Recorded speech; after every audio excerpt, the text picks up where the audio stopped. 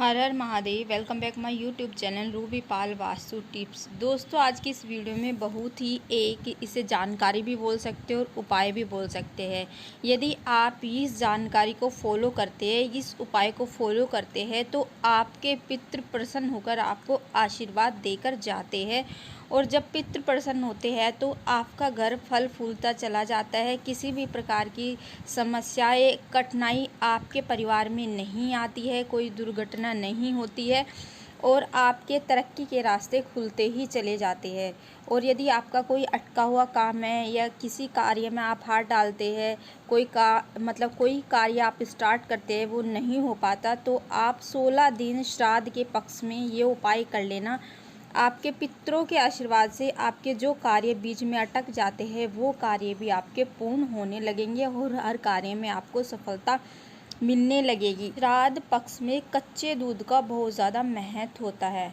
ठीक है, कच्चा दूध पितरों को और महादेव के शिवलिंग पर अर्पित करने से उसका हमें बहुत लाभ मिलता है। हमारे जीवन के सारे कष्ट दूर होते हैं और हमारे जीवन में सुख समृद्धि का वास होता है। हमारे घर में सुख समृद्धि बढ़ती चली जाती है, धन संपदा की प्राप्ति होती है। श्राद्ध पक्ष के यदि 16 दिनों तक महादेव के शिवलिंग पर हम कच्चा दूध अर्पित करते हैं तो उसका सीधा जो पुण्य है, जो इसका लाभ है, वो सीधा हमारे जो तर्पण होता है वो हमारे पितरों को जाता है डायरेक्ट। ठीक है, तो हमें जो महादेव के शिवलिंग पर अर्पित करना है कच्चा दूध, वो पानी में मिलाकर नहीं करना चाहिए।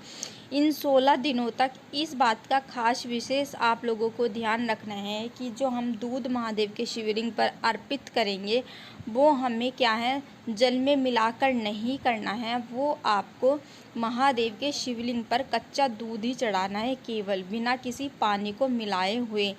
भले ही आप ज़्यादा दूध अर्पित नहीं कर सकते, मतलब 1 गिलास या 250 ग्राम या ज़्यादा दूध आप अर्पित नहीं कर पा रहे हो, भले ही आपको 1 चम्मच दूध अर्पित करना है, लेकिन कच्चा दूध बिना पानी का, बिना पानी में मिश्रित किए हुए आपको महादेव के शिवलिंग पर अर्पित करना है। तो ये उपाय करने के लिए आपको क्या करना है, एक तांबे का लोटा लेना है, उसमें अपने घर से ही आपको शुद्ध जल भरना है। ठीक है, इसके बाद आपको कच्चा दूध लेना है, किसी भी स्टील के बर्तन में आपको ले लेना है। ठीक है, ध्यान रहे कि आपको जो दूध आप मंदिर में अर्पित करेंगे वो किसी भी तांबे के पात्र में आपको दूध लेकर नहीं जाना है, स्टील के पात्र में ही आपको दूध लेकर जाना है। महादेव के शिवलिंग के पास आप चले जाएंगे तो सबसे पहले आपको श्री शिवाय नमस्तुभ्यम बोलते हुए 1 लोटा जल महादेव के शिवलिंग पर अर्पित करेंगे।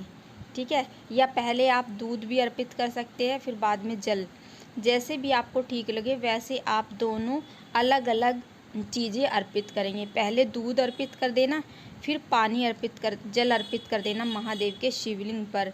यदि आपकी कोई कामना है जो काफ़ी टाइम से पूरी नहीं हो रही है, कोई ऐसा काम है, वो भी आप अपनी कामना बोल सकते हैं। ठीक है, इस तरह से श्राद्ध पक्ष में ये उपाय करने से आपके पितरों का आशीर्वाद आपको मिलता है और आपके पितृ प्रसन्न होकर आपको आशीर्वाद देकर जाते हैं। पूज्य श्री महाराज जी ने भी अपनी कथा में बताया है कि श्राद्ध पक्ष के इन 16 दिनों में यदि कोई व्यक्ति 16 दिनों तक लगातार महादेव के शिवलिंग पर कच्चा दूध अर्पित करता है, ठीक है, तो उसको महादेव की कृपा तो प्राप्त होती है, प्लस उसको अपने पितरों का आशीर्वाद भी प्राप्त होता है, जिससे कि उसका घर फल फूलता चला जाता है। कभी संतान की परेशानी नहीं होती, मतलब संतान होने में उसको परेशानी नहीं होती, संतान की प्राप्ति होती है, धन धान्य बढ़ता चला जाता है और धन संपदा की कभी भी कोई उसके जीवन में कमी नहीं आती है।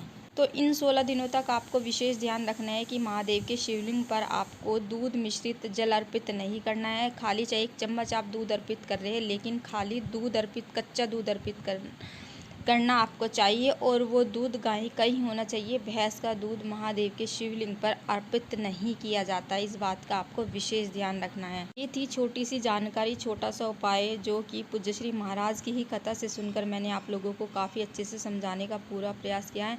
आशा करती हूँ मेरे द्वारा बताए गए उपाय आप लोगों को अच्छे से समझ में आया होगा। चैनल को सपोर्ट कीजिए, वीडियो को लाइक एंड शेयर करें। मिलते हैं आप लोगों से नेक्स्ट वीडियो में, तब तक हर हर महादेव।